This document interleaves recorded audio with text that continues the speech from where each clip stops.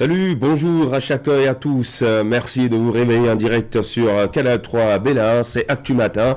Bienvenue. Ils vivront une nouvelle fois la dure et pire réalité de la mauvaise foi de postulants, habités par l'esprit de manipulation de documents et de fraude. Dans l'actualité, on parle de cette annulation et cette reprise prononcée du processus de sélection pour la mise en place du fichier national des fonctions administratives et techniques des mairies, celui en cours dont les compositions ont démarré samedi 19 février dernier n'ira pas à son terme puisque vicié en raison de plaintes enregistrées au niveau de l'évaluation des dossiers des candidats. Tout est à reprendre, de quoi replonger le Bénin dans les pages sombres d'organisation de concours. C'est l'actu, la presse en parle largement ce matin.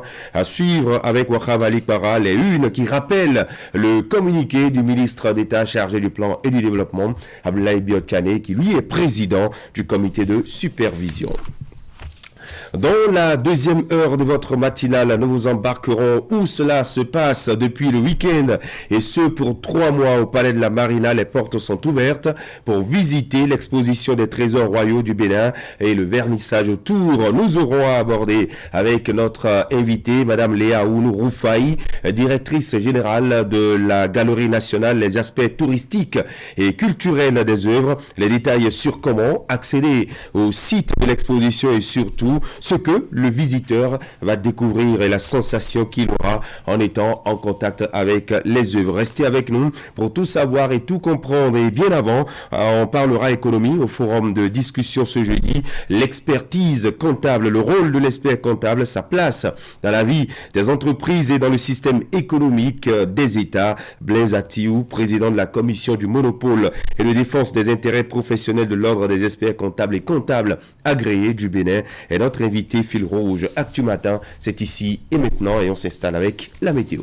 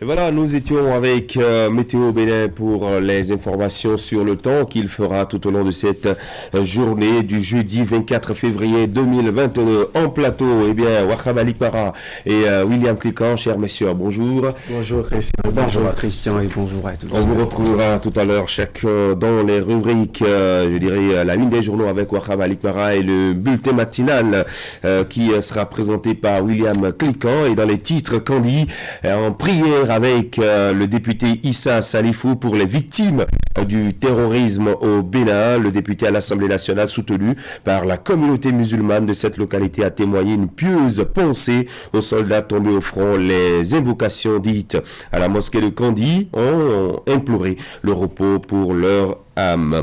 Et puis, plus de 40 jours pour faire connaître les mécanismes d'achat et d'usage de matériel agricole subventionné à hauteur de 50% par le gouvernement aux producteurs locaux. La caravane organisée par la Sonama a pris départ hier à Ouida pour Cotonou après le tour programmé de 30 localités étendues sur les 12 départements du Bénin. Images et propos à suivre avec nous. Tout de suite, la une des journaux.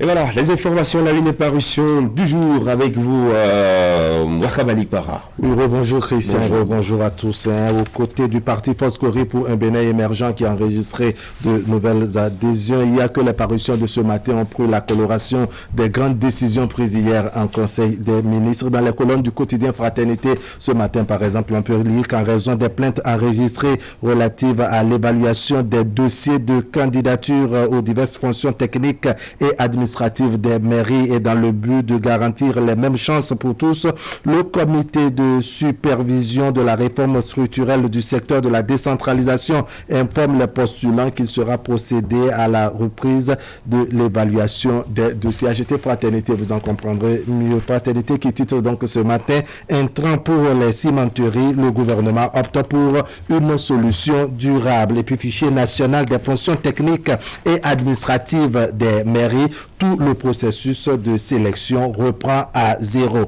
La situation sécuritaire s'améliore au niveau du Mali, mais la bombe sociale couvre. À la une maintenant du quotidien Le Matinal, recrutement aux fonctions techniques et administratives des mairies, les épreuves annulées pour plainte. Le gouvernement dans une dynamique de transparence. Les candidats bientôt fixés sur la nouvelle date. Bunkerisation du président Patrice Talon à Cotonou, pure affabulation. Les informateurs de Komi-Koutié l'ont induit en erreur, martèle le gouvernement. Le chasseur info qui revient sur cette actualité qui a fait grand bruit à Ouida, au CG1 de Ouida, il y a quelques semaines en arrière. Un élève tête couronnée a porté la main sur son enseignant. Il a tout simplement giflé. Le chasseur info nous apprend que l'affaire a évolué et l'élève gifleur est déposé en prison. Wilfried Léandre Humbedi, au sujet de la cherté de la vie, le gouvernement est très attentif à la question. L'autre vision, suite aux déclarations fantaisistes de Komi-Koutié, Wilfried Léandre Humbedi recadre et dénonce les incohérences. Évaluation des candidats aux diverses fonctions techniques et administratives des mairies, les épreuves annulées, la reprise du processus annoncée. Quotidien d'Abaro, Parakou, dégradation de la rue de la place Idi de Zongo quand l'asphaltage devient un casse-tête chinois, sinon Hydro doit agir. D'Abaro qui nous apprend également que l'APIDA bénéficie de la réalisation des plantations communautaires. Le grand jury du renfort pour le parti Foscori pour un Bénin émergent pour les échéances à venir, Paul Hunkpe, accueille 150 pasteurs et des militants de l'ANDD. Les 4 vérités, fichier national des fonctions techniques et administratives des mairies, les épreuves annulées en raison des plaintes. Le président du comité de supervision de la réforme structurelle du secteur de la décentralisation, Abdoulaye Biotchane, annonce la reprise de l'évaluation des dossiers. Et puis, réforme du système partisan au Bénin, des hommes de Dieu déposent leurs valises au parti Foscori pour un Bénin émergent. Un renfort de taille pour le secrétaire exécutif national de FCBE, Paul Hunkpe, et les Corées pour les prochaines élections législatives. La Cloche, quotidien La Cloche, déclaration controversée de l'ex-Argentine nationale en exil. Ces propos rapportés par RFI. Le gouvernement rend à Komi-Koutié la monnaie de sa pièce. Titre La Cloche. Et puis signature de l'acte d'adhésion du parti au parti FCBE. Signature de l'acte d'adhésion au parti FCBE. Le retour au bercail de 150 pasteurs des églises évangéliques. Les nouvelles du jour. Projet de construction d'une cimenterie de capacité de 5000 tonnes de ciment de Kinkler par jour. Le gouvernement Talon prend une décision salutaire pour faire face à la pénurie de ciment au Bénin. Et puis, cérémonie officielle d'adhésion de l'ANDD au parti Foscori pour un Bénin émergent. Des hommes de Dieu signent officiellement leur adhésion au plus grand parti de l'opposition. Quotidien L'Enquêteur. Conseil des ministres du mercredi 23 février 2022. Une nouvelle cimenterie sera construite.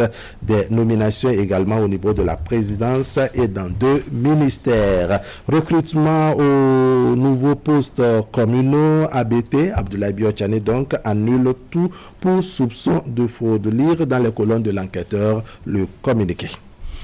L'investigateur du jour, Abani Kwara, la femme violée par 9 personnes, violée par 9 personnes, la jeune dame nie les faits devant le juge. Fusion de la NDD avec le parti Foscori pour un Bénin émergent, les pasteurs portent désormais l'étendard FCBE. Quotidien L'Informateur, sortie médiatique de Kwame Koutié sur la cherté de la vie, les réponses de Wilfried Léandre Hungbedi. Je crois que les propos donc de Wilfried Léandre Hungbedi rapportés ce matin par L'Informateur, je crois que l'ancien ministre de l'économie et des finances a une intelligence plus grande que ça. Il a été peut-être induit en erreur par ses informateurs. Gestion des structures de l'État, nouvelle réforme dans le secteur de la santé. Voilà Christian, tout rapide des parutions ce jeudi matin avec Fraternité qui titre « Intrant pour les cimenteries, le gouvernement opte pour une solution durable ». Voilà, le gouvernement qui entend disposer du ciment pour les chantiers ouverts. On sait que notre pays fait bien souvent face à des pénuries ou encore à l'inflation du ciment sur le marché. Tout cela sera bientôt jugulé et de grandes retombées sont à venir pour l'État et pour le consommateur. Écrit ce matin le quotidien Fraternité. Oui, une énième annulation.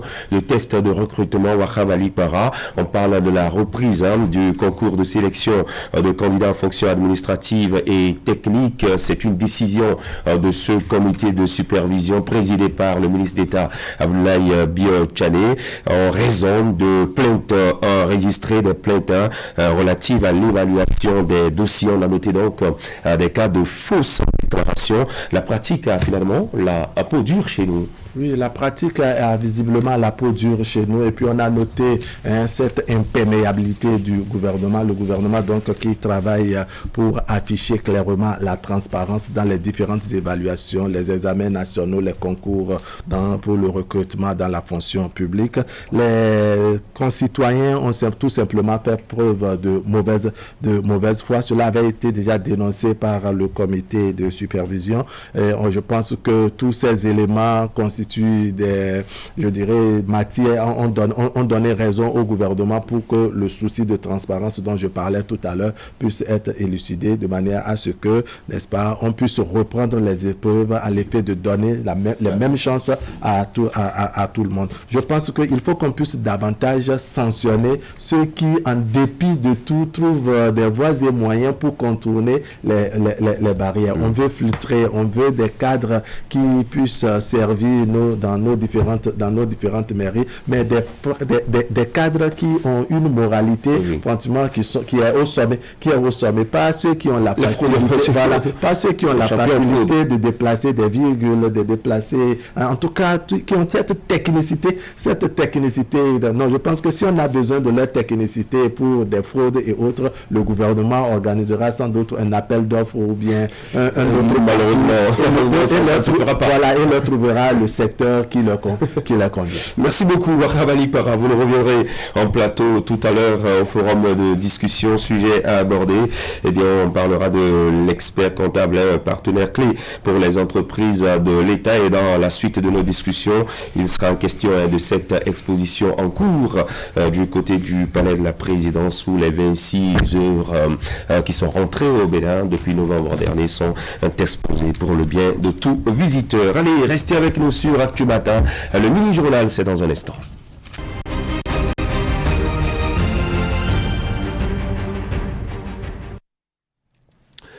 ouvre par cette prière à l'endroit des forces de sécurité publique et autres civils tombés dans la foulée des dernières attaques djihadistes au nord du Bénin. L'initiative émane du député Issa Salifou. La séance s'est déroulée à la mosquée centrale de Kandi. Elle vise également à lutter contre le terrorisme et toute autre forme de radicalisation et d'extrémisme dans le département de la Liborie. Teddy Goudalo revient sur ces images, sur les temps forts de la séance de prière.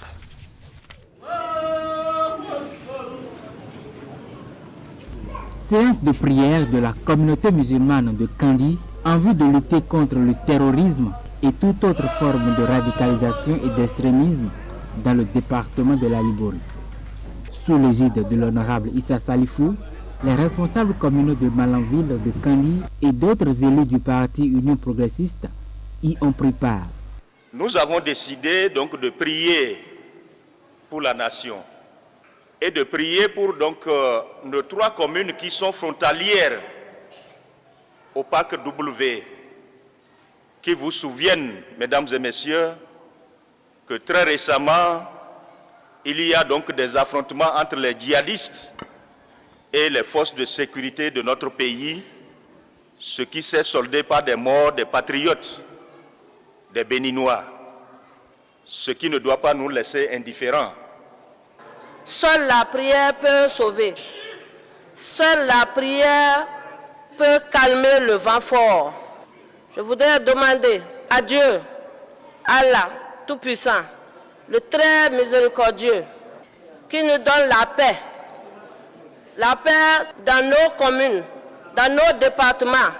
C'est ici même à la mosquée centrale de Kandi que les fidèles de la religion ont imploré Allah pour sa protection sur le peuple béninois, notamment ceux frontaliers au parc de Pendjari. Les prières sont également allées à l'endroit des victimes du djihadisme en défendant l'intégrité du territoire national. Le Coran qu'on vient de lire tout à l'heure est plus fort que tout autre moyen pour faire face donc à l'insécurité. Et que je prie Dieu Tout-Puissant qu'avec la grâce donc de ce Coran qui vient d'être lu, que le Bénin connaisse vraiment la paix et la sécurité et que nos communes frontalières donc du parc W, que ces communes-là connaissent vraiment la paix. C'est une cause commune et seule la prière ne peut qu'accompagner l'action gouvernementale pour l'atteinte des objectifs, souligne l'imam de la mosquée centrale de Kandi. Les supplications à Allah se poursuivent dans les maisons respectives pour que la paix règne au Bénin. Et voilà, ce point nous fait par Teddy Goudalo. Depuis Kandi et à Cotonou, les responsables à divers niveaux de l'administration publique béninoise prennent part à un séminaire sur les facteurs ralentissant l'élaboration des tests d'application qui accompagnent le vote des lois. William Cliquant. Oui, Christian, le séminaire est organisé par le secrétariat général du gouvernement avec le soutien de l'ambassade de France au Bénin. Les travaux se déroulent au ministère du Travail et de la fonction publique. Reportage Idrissou Boukari, Elvis Tonoucoin. Au cœur de ce séminaire organisé par le secrétariat général du gouvernement, le processus d'élaboration des lois et la prise des décrets d'application. Les responsables à divers niveaux de la présidence de la République, du secrétariat administratif de l'Assemblée nationale, les hauts fonctionnaires de l'administration publique, la secrétaire générale de la Cour suprême et le directeur de l'École nationale de l'administration prennent part à ces assises. L'objectif est de réfléchir ensemble pour trouver désormais les voies et moyens afin que le vote des lois s'accompagne simultanément de la prise de leurs tests d'application. En interrogeant nos pratiques jusque-là en vigueur, l'on se rend compte que l'élaboration des tests d'application de la plupart des lois dans notre pays souffre de plusieurs mois, voire plusieurs années de retard. Et je citerai à titre illustratif 2 exemples. La loi numéro 86-013 du 26 février 1986 portant statut général des agents permanents de l'État a prévu 17 décrets d'application. 11 ont pu être adoptés avant son abrogation en 2015. Le deuxième exemple illustratif est celui de la loi numéro 2003-17 du 11 novembre 2003 portant orientation de l'éducation nationale en République du Bénin. Il est prévu 8 décrets d'application de cette loi. Mais à ce jour, seul le décret portant création du Conseil national de l'éducation a été pris en avril 2009. C'est donc cette insuffisance de l'administration publique que le secrétariat général du gouvernement veut corriger à travers la tenue de ce séminaire. Le séminaire est organisé avec l'appui de l'ambassade de France et l'expertise du Conseil d'État français. La lenteur dans l'élaboration des tests d'application des lois votées pourrait impacter négativement les changements envisagés dans le cadre des réformes en cours. Il faut donc trouver des solutions durables. Une piste de réflexion consisterait à rendre l'exercice obligatoire. Ainsi, toute loi devrait être accompagnée d'un tableau de mesures d'application nécessaires que le ministère initiateur du texte ou concerné au premier chef par son application élabore dans des décrets bien encadrés.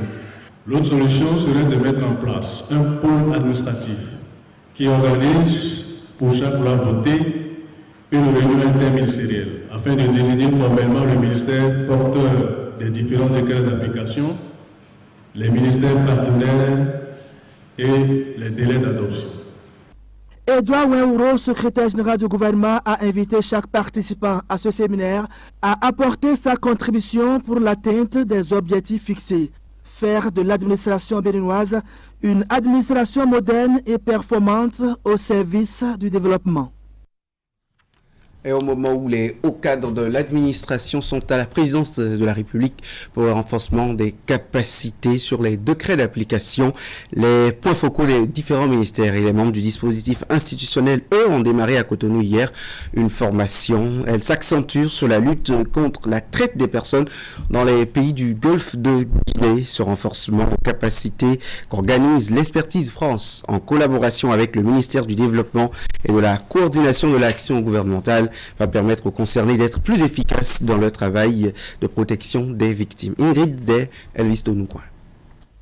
Des points focaux des ministères membres du dispositif institutionnel sur la lutte contre la traite des personnes actualisent leurs connaissances sur le phénomène pour une meilleure contribution à son éradication.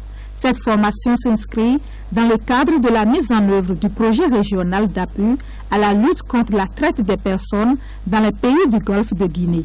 Exécuté par l'agence Expertise France depuis 2019, le projet est financé par l'Union européenne et cofinancé par la France pour ce qui concerne le Bénin et le Togo. Le trafic des êtres humains continue de prospérer et plus que jamais, il est nécessaire de renforcer la lutte. On ne lutte avec efficacité que ce que l'on appréhende bien. C'est donc l'objet de cette formation. Durant ces 3 jours, vous allez être renforcé dans votre compréhension du phénomène de traite et sur les bonnes pratiques en matière de prise en charge de victimes. À ce jour, on peut affirmer sans embâche que le dossier relatif à la lutte contre la traite des personnes au Bénin a connu une évolution encourageante grâce aux efforts conjugués de tous les acteurs impliqués.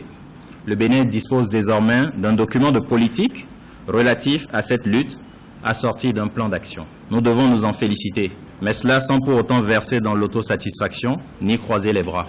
Le projet régional d'appui à la lutte contre la traite des personnes touche 6 pays.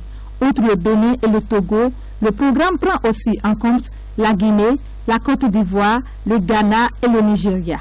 Afin de mener à bien ce renforcement de capacité, des spécialistes de la question ont été ciblés pour animer les différentes thématiques au menu de cette formation.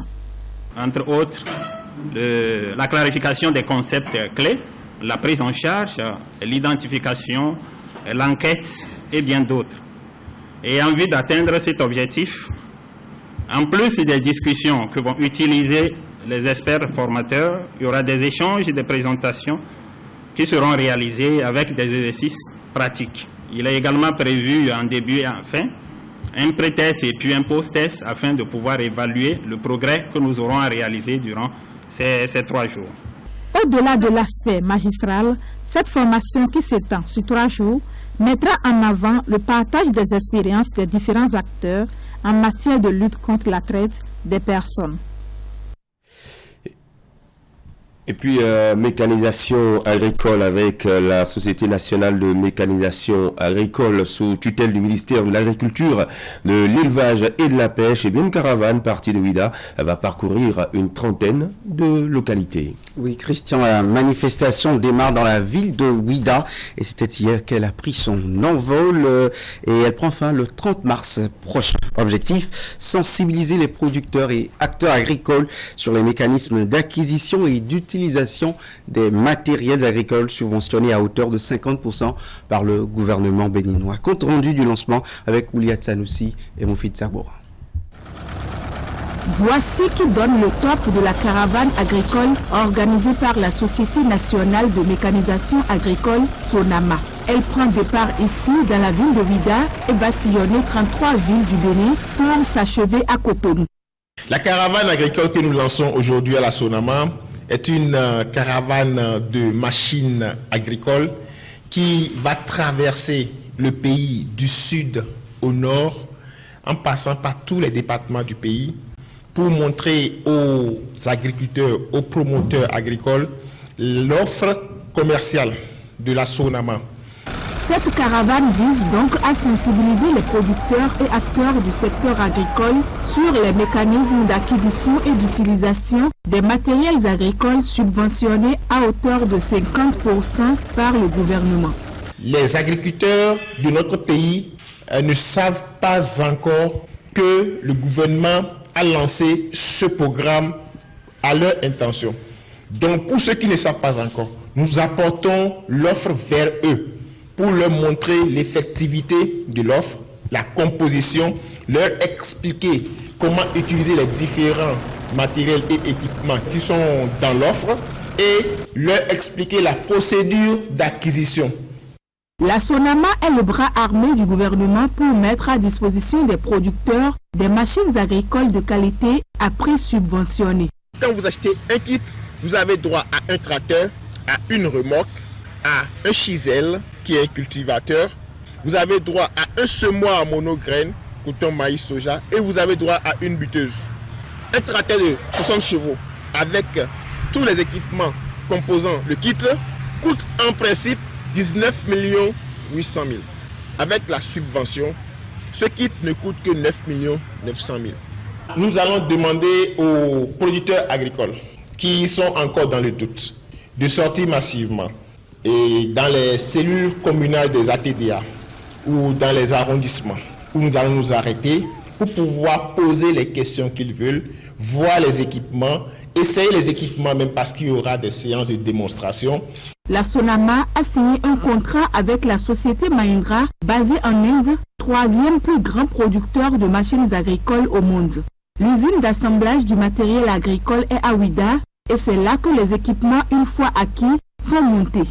La caravane agricole prend fin le 30 mars 2022.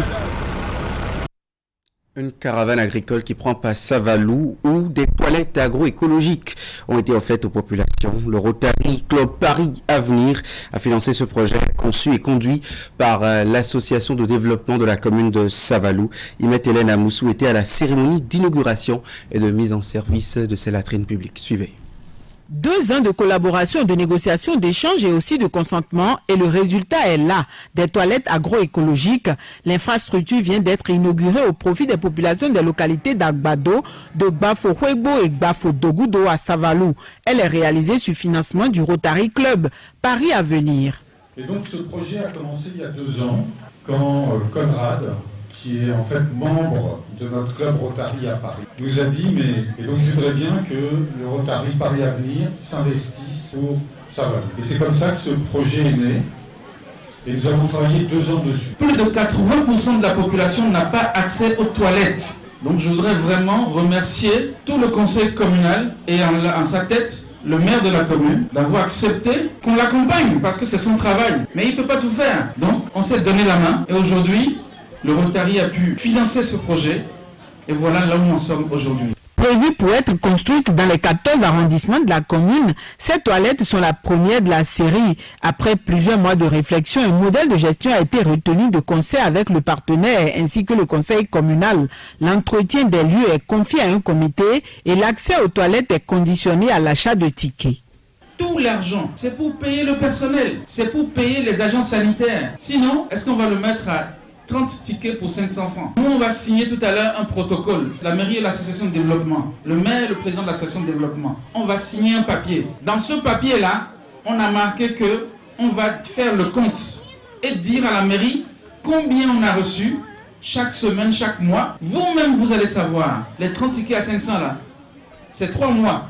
Au bout de 3 mois, si ça ne suffit pas, on va augmenter. Je voudrais les remercier pour avoir associé Cotonou Lagune à cette réalisation. Toilettes où, quand vous utilisez, vous avez les rejets solides qui passent ailleurs, les rejets liquides passent également par autre orifice. Les déchets, après un certain temps, sera encore recyclés et utilisés dans nos jardins, dans nos champs, comme de l'engrais organique. Je tiens sincèrement à leur dire merci et que nous attendons. Les autres arrondissements sont très impatients de bénéficier de ce type d'ouvrage. Déjà impatients d'accueillir les 13 restants, les populations ont aussi exprimé leur gratitude à travers des chants et danses.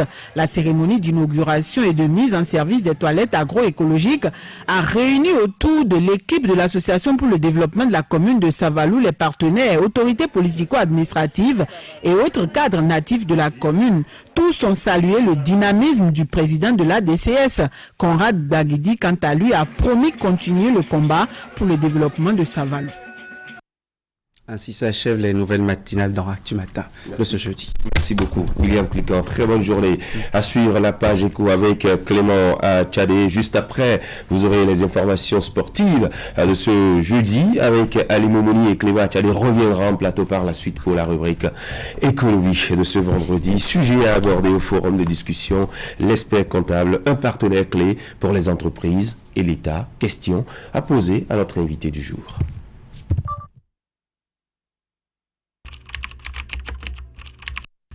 Votre chaîne Canal 3 Bénin à portée de main.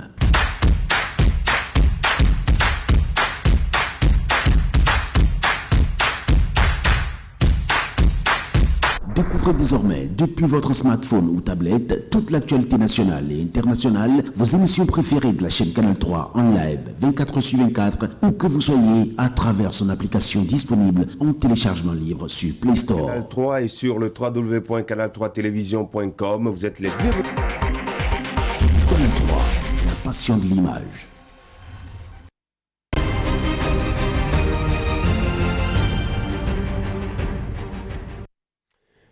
Jeudi sur Actuater à pareille heure, on fait un tour sur les marchés qui vont s'animer. Et dans cet exercice, Clément Tchadé, bonjour. Bonjour Christian, bonjour à toutes et à tous. Voici les marchés qui s'animent ce jeudi, vendredi, samedi, mais aussi dimanche. Et on démarre tout de suite par ce jour. Donc jeudi, ce jeudi s'anime le marché de Sinandé, le marché de Kalalé aussi s'anime. Toujours aujourd'hui, jeudi, le marché de Wessé s'anime, le marché de Gouka aussi s'anime, le marché d'Azové, le marché de Danhoué s'anime aussi, le marché d'Avrancourt s'anime aussi ce jeudi, et toujours ce jeudi, les marchés de Wegbo et le grand marché international d'Antokpa aussi s'animent. Demain vendredi, les marchés de Pédépo, Lobogo, C'est, Dangbo, Serhoué s'animent. Toujours demain vendredi, le marché de Paou aussi s'anime. Le marché de Pirate dans la commune de Banté s'anime. Le marché de Niki, le marché de Perman et comme d'ailleurs tous les vendredis, le marché de Malanville s'anime. Samedi, le marché de Tchabikouma s'anime, le marché de Djougou aussi s'anime samedi, le marché de Savalou dans le département des Collines aussi s'anime samedi, le marché de Ketou, le marché de Passé à Ouida aussi s'anime, le marché de Tofor, le marché de Pobé, le marché de Banikwara aussi s'anime samedi. Et dimanche, le marché de Kouandé s'anime, le marché de Mangou, le marché Barienou aussi s'anime dimanche. Et toujours dimanche, le marché de Kandi s'anime, le marché de Dassazoumé dans le département des Collines aussi s'anime. le marché de Comé s'anime, le marché de Wando à Porto Novo aussi. La capitale s'anime toujours dimanche et les marchés de Dogbo et Massi s'animent aussi dimanche. Et sans transition, voici pour vous quelques tendances de prix dans ces différents marchés. À Nantokwa, par exemple, un peu comme à Wegbo, le soja maintenu à 600 francs le kilogramme, alors que les pois d'Angola sont à 1500 francs le kilogramme. Le maïs est à 375 francs le kilogramme, alors que le combo est à 600 francs le kilogramme. À Niki et à Malanville, le maïs blanc est maintenu, un peu comme la semaine écoulée, à 225 francs le kilogramme. L'huile végétale, 850 francs le litre, alors que le gari très demandé dans le marché là, est à 400 francs le kilogramme. À Kpassé, un peu comme à Lokossa, vous pouvez retrouver le haricot à 500 ou à 600 francs le kilogramme. Le sorgho est à 425 francs le kilogramme. Le cassoulet, 2500 francs le kilogramme. L'huile de palme est à 1200 francs le litre. Le tapioca est à 550 francs le kilogramme. À Wando, je dois le préciser, à Wando, un peu comme à Massi, le tapioca est à 550 francs le kilogramme. Et l'igname jaune, l'igname appelé donc, est à 500 francs le kilogramme. Christian, c'est le tout rapide. Voilà, un tour véritablement rapide. Vous nous reviendrez tout à l'heure en plateau, accompagné de Herman Wahab et puis de notre invité Blaise Atiou, qui lui est expert comptable et membre de l'OECCA. Il s'agit donc de cet ordre des experts comptables et comptables agréés du Bénin, pour parler donc de ce métier d'expert comptable et du rôle que l'expert comptable joue dans les entreprises et pour l'appareil d'État également. Et puis dans la suite, on vous amènera faire un petit tour du côté du Palais de la République, où se tient depuis samedi dernier l'exposition des arts des trésors royaux du Bénin. On parlera donc de l'aspect touristique et culturel de ces œuvres avec notre invitée Léa Aounou Roufaï, la directrice générale de la Galerie nationale. Elle nous apportera toutes les informations autour de cette exposition. Restez avec nous. Les sports dans un instant avec Ali Moumouni.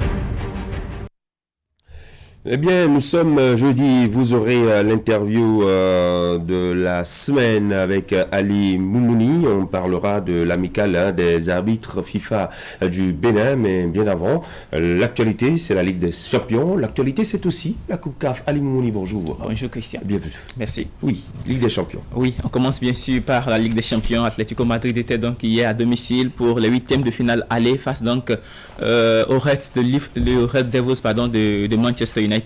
La rencontre qui s'est soldée sur le score à l'arrivée d'un but partout entre ces deux formations. Ouverture de score, ouverture de la marque bien sûr sur cette image que vous voyez bien sûr par João Félix, le Portugais, dès la 8e minute de jeu. Donc il a fallu la deuxième mi-temps pour que les Paris et les Mancuniens reviennent bien sûr à égaliser et reviennent au score grâce à ce jeune attaquant anglais. Christian. Et donc de l'autre côté du Portugal, c'était donc Ajax Amsterdam qui était face à Benfica qui a eu un peu de mal à l'entame de la rencontre face à cette équipe néerlandaise, mais à l'arrivée la rencontre s'est soldée sur le score de 2 buts partout entre les deux équipes, avec un but de Sébastien Haller qui donc passe à 11 buts au compteur et maintient toujours sa place de meilleur buteur de la Ligue des Champions cette saison après 7 matchs disputés, Christian. Alors, sur le continent, on parle bien sûr de la Coupe de la Confédération. La deuxième journée, il y avait donc un match en retard entre Otoro Doyo, bien sûr, le club de Kinshasa, qui était donc face au Coton Sport de Garoua. La rencontre s'est soldée entre ces deux formations également par un score nul d'un but partout, Christian. Voilà donc d'un but partout, entre les deux formations. Donc, il n'y a que des matchs nuls, Christian. Voilà, merci beaucoup, Ali. Allez, c'est pratiquement la semaine des arbitres, puisque depuis lundi, on en parle sur Sport Matin. Après le document de la semaine sur ces hommes en noir, c'était mardi dernier précisément. Aujourd'hui, vous proposez aux téléspectateurs l'interview du jeudi avec le président de l'amicale des arbitres FIFA du Bénin. Oui, bien sûr, Christian, mais cette fois-ci, bien sûr, comme vous l'avez dit, nous recevons le président de l'amicale des arbitres FIFA du Bénin, c'est-à-dire les internationaux, si on peut les appeler ainsi. Dans l'entretien de ce matin, il nous parle de leur assemblée générale tenue il y a quelques semaines, des activités programmées pour améliorer l'image de l'arbitre béninois, aussi bien sur le territoire national qu'à l'international. On va suivre l'entretien du jeudi. C'est parti pour 7 minutes.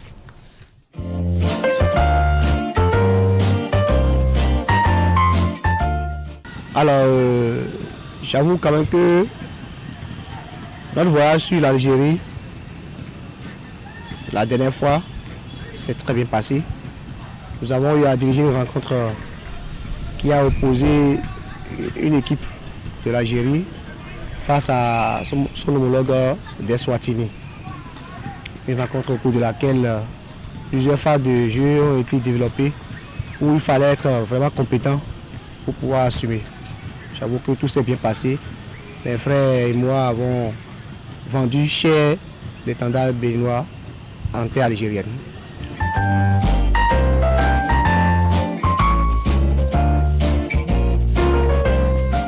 Le 24 janvier dernier, dans les locaux de la salle de réunion de Ado TV, nous avons tenu notre assemblée générale. Une assemblée au cours de laquelle les arbitres FIFA se sont réunis pour définir ou nommer ceux qui vont diriger l'amicale des arbitres FIFA du Bénin, bien sûr. Une amicale qui existait depuis plus d'une vingtaine d'années et dont le dernier bureau a travaillé pendant 2 ans. Nous avons été élus, mes pères et moi, le 24 janvier dernier, à l'issue bien sûr de l'AG. Une AG au cours de laquelle mes pères ont porté leur confiance à ma personne et à celle de mes pères, c'est-à-dire mon bureau. Je dirige un bureau composé de 5 membres, où vous avez le président, dont j'ai l'honneur d'assumer la responsabilité. Vous avez le vice-président, vous avez le secrétaire général, vous avez l'ordonnateur général et vous avez le trésorier général.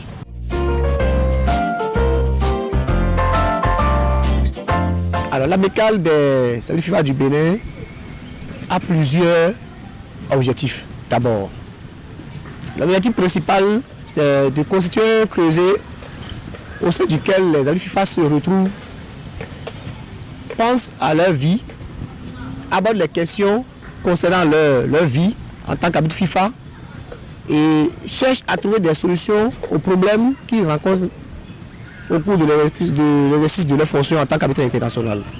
C'est un creuset qui nous permet, nous arbitres FIFA, quand même, de nous asseoir, tel que je le dis, et de développer beaucoup plus un climat de solidarité. Mieux, de servir aussi un relais à ce qui concerne la formation de nos jeunes arbitres. Je veux parler des arbitres nationaux qui ne sont pas encore FIFA. Nous constituons, comme on le dit, un canal de transmission du savoir de la commission centrale d'accord des arbitres vers nos arbitres nationaux qui sont les fédéraux et les ligues qui animent aussi nos différents championnats au pays.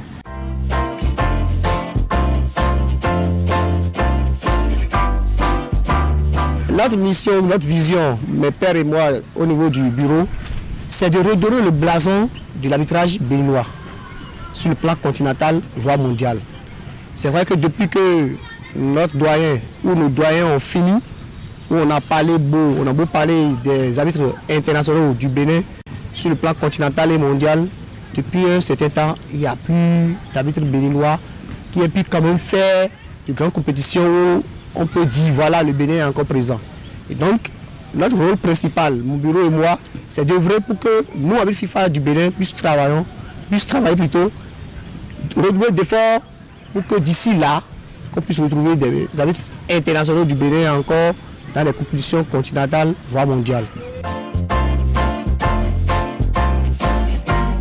Justement, en tenant compte des nouveaux concepts aujourd'hui, d'accord, de l'arbitrage au niveau de la CAF et aussi au niveau de la FIFA.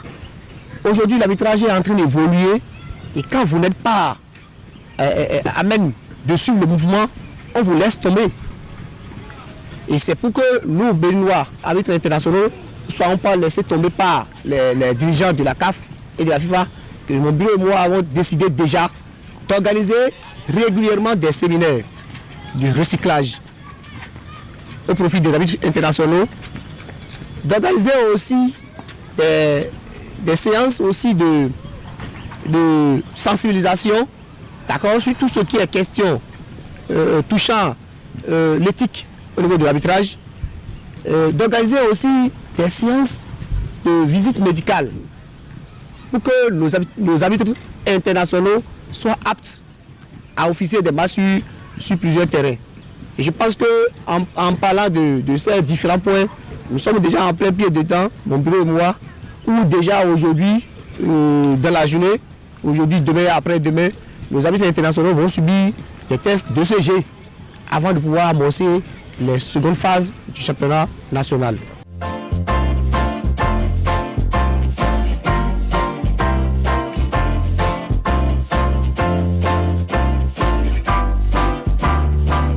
Justement, nous avons plein de projets allant dans ce sens parce que avant d'éviter qu'un arbitre soit corrompu, il faudrait qu'il se trouve dans de meilleures conditions de travail. Lorsque vous avez une mission, vous avez des moyens adéquats à exécuter ou à accomplir cette mission, vous êtes à l'aise. La dernière fois, nous étions face au président de la fédération, notre cher papa Mathieu Deschacrus, et nous avons posé nos soucis. Nos soucis en ce qui concerne de revoir nos primes de match qu'on nous paie, de voir une autre formule par laquelle les arbitres béninois, avant d'aller en mission sur nos différents matchs, puissent avoir déjà les primes de voyage avant de pouvoir voyager. Lorsque vous avez tout ça et qu'on vous met dans des conditions hébergement assuré, voyage assuré, frais de mission consistants, je pense que vous n'allez pas être tenté d'être corrompu. Et donc mon bureau et moi avons rencontré d'abord le président, après les membres de la commission des arbitres, et nous avons introduit des doléances. Ces doléances qui sont en train d'être étudiées et comptant sur la vigilance, comptant sur l'esprit ouvert, comptant aussi sur l'esprit d'accompagnement, de développement de nos autorités. Je pense que d'ici là, nous, arbitres béninois, nous allons retrouver d'autres conditions de vie un peu plus meilleures que celles que nous avons aujourd'hui. Alors, donc, Christian, vivement donc des arbitres béninois, les conditions des arbitres béninois s'améliorent afin que les clichés et les stéréotypes qui se font en fait à l'endroit de ces hommes en noir changent d'une manière ou d'une autre pour que voilà, le championnat, en plus, pour ma foi, les fois à venir, ne plus les traiter de partial Christian. Alors, on finit avec la 6e journée du basketball et puis au niveau de la conférence sud, les différents résultats se présentent comme suite. Renaissance Basketball Club était donc face à Aspar qui se sont inclinés à l'arrivée sur le score de 71-80. AOL également s'est imposé à Elan Coton 44 contre 40.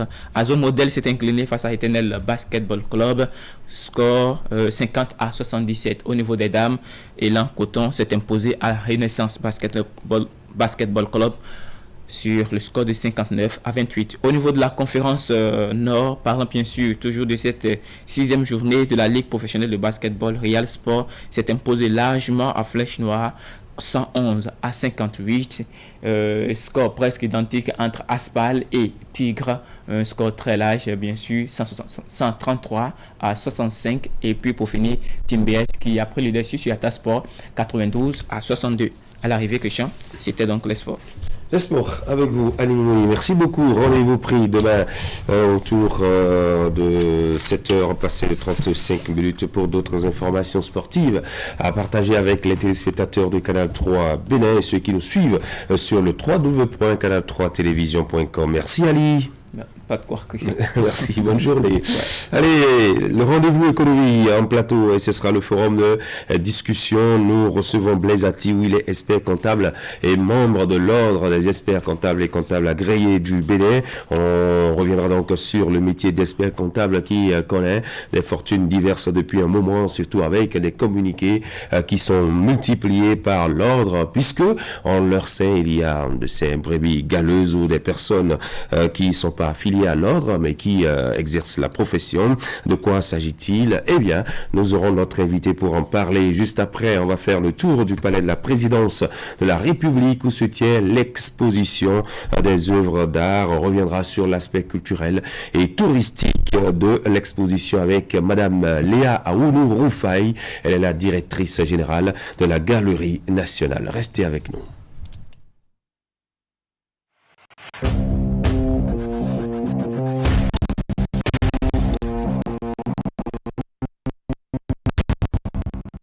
Chers clients, partenaires et abonnés du groupe de presse Fraternité, pour toute commande et information relative à nos produits et prestations à Fraternité FM, Fraternité, Canal 3 Télévision, appelez les numéros suivants aux heures et aux jours ouvrés. 95 74 29 23, 95 74 29 25, 97 77 33 02, 96 61 13 30, 69 17 99 99, 69 23 55 55, 61 62 12 02, WhatsApp, email canal3bénin@yahoo.com, info @canal3télévision.com, fraternité fm@yahoo.com, fraternews@yahoo.com.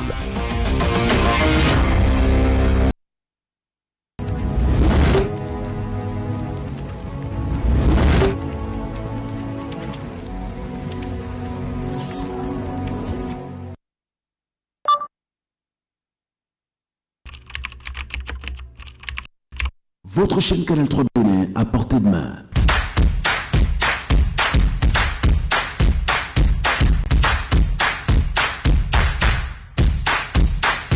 Découvrez désormais, depuis votre smartphone ou tablette, toute l'actualité nationale et internationale, vos émissions préférées de la chaîne Canal 3 en live 24/24, où que vous soyez, à travers son application disponible en téléchargement libre sur Play Store. Canal 3 et sur le www.canal3television.com, vous êtes les bienvenus.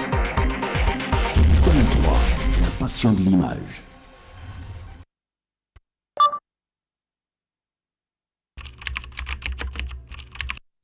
Votre chaîne Canal 3 Bénin à portée de main.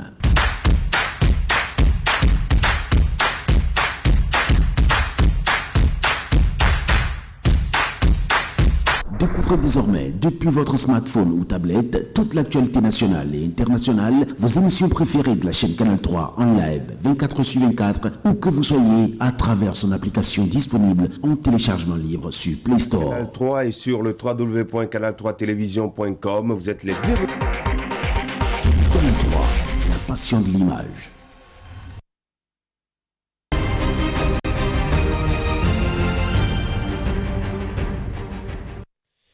Alors, ce matin, nous irons dans le secteur de l'expertise comptable avec notre invité au forum de discussion pour tout savoir et tout comprendre de ce métier. Et il est avec nous, Monsieur Blaise Atiou. Bonjour. Bonjour, Monsieur le journaliste. Merci de répondre présent à notre invitation. On rappelle aux téléspectateurs que vous êtes président de la commission du monopole et de défense des intérêts professionnels de l'ordre des experts comptables et comptables agréés du Bénin. Alors, ces dernières semaines, on a constaté que dans l'actualité, il y a des campagnes de sensibilisation, de communication qui se multiplient pour extirper de vos rangs ces personnes qui exercent le métier mais qui ne sont pas affiliées à l'ordre, ou ces personnes qui usent du titre d'expert comptable pour, je dirais, arnaquer les entreprises. En tout cas, on va en parler. parler. Clément Tchadé, bonjour, bienvenue. Bonjour Christian, bonjour à tous. Alors, la situation à votre niveau, comment cela se présente, Monsieur Atiou? Une fois encore, merci beaucoup, messieurs les journalistes, et merci la Canal 3 de nous donner cette opportunité de pouvoir parler un peu des actions qui sont lancées depuis un mois et quelques jours concernant ce que vous venez de décrire. En réalité, cette campagne n'est pas nouvelle. C'est ça. Non. Elle se faisait déjà, mais dans une forme dont l'évaluation nous a montré que ça n'a pas porté ses fruits. Vous avez décidé de corser les choses. Oui, on a décidé de réorienter les actions. Alors, le problème est tout simple. Vous savez, dans tous les États du monde, la comptabilité joue un rôle majeur. Ce n'est pas un jeu d'enfant. On ne joue pas avec la comptabilité. On nous a toujours appris que le Bénin est un pays dont le budget est essentiellement fiscal. Et nous avons plein de jeunes entrepreneurs et même d'anciens entrepreneurs qui ont besoin d'avoir des informations fiables sur la marche de leurs affaires. Parce qu'il ne faut pas que les gens croient que nous, on est là pour travailler pour les recettes de l'État uniquement. Non. Nous travaillons pour les recettes de l'État et de la même manière, nous travaillons pour que les entreprises qui sont créées au Bénin puissent avoir des informations fiables afin de pouvoir prendre les bonnes décisions de gestion. Si tu ne connais pas ton chiffre d'affaires, si tu ne connais pas la masse salariale, le montant des impôts à payer avec précision, mais comment tu vas suivre l'évolution de ton budget?